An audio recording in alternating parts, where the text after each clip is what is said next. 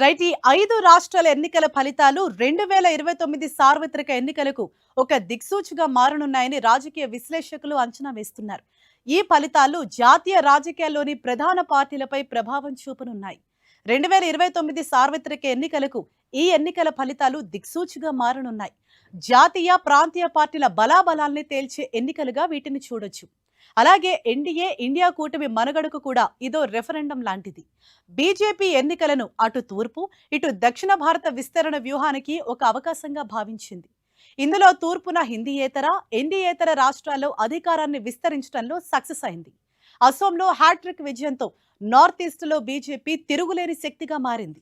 అలాగే బెంగాల్లో గెలుపుతో టీఎంసీకి చావు దెబ్బ కొట్టడంతో పాటు హిందీయేతర రాష్ట్రాల్లో కూడా బీజేపీ జైత్రయాత్ర కొనసాగించగలదన్న సంకేతాన్ని ఇచ్చింది. ఇది మోదీ 3.0 ప్రభుత్వానికి నైతిక బలాన్నిస్తుంది. పైగా డబుల్ ఇంజన్ సర్కార్ నినాదానికి మరింత వెన్నుదన్నుగా ప్రజలు మద్దతిచ్చారని అనుకోవచ్చు.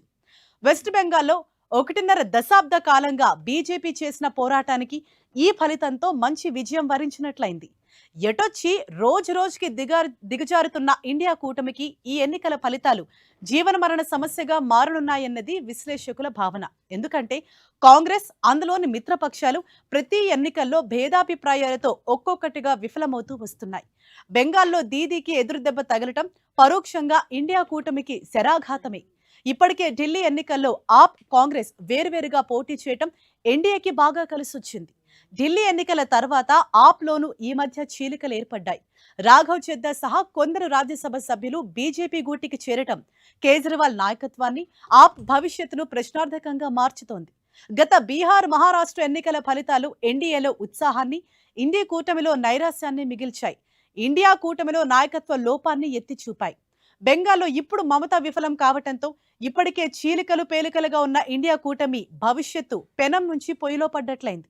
ఇటు తమిళనాడులోనూ స్టాలిన్ నాయకత్వంలోని డీఎంకే చితికిల పడటంతో ఇండియా కూటమికి పెద్ద కోలుకోలేని దెబ్బ తగిలినట్లయింది. ఇక కేంద్రంలో ఎన్డీఏ సర్కారుకు వ్యతిరేకంగా కేజ్రీవాల్, మమత, స్టాలిన్ లాంటి బలమైన విపక్ష గళాలు ఇండియా కూటమిలో అనైక్యతతో నష్టపోయాయన్నది విశ్లేషకుల అంచనా.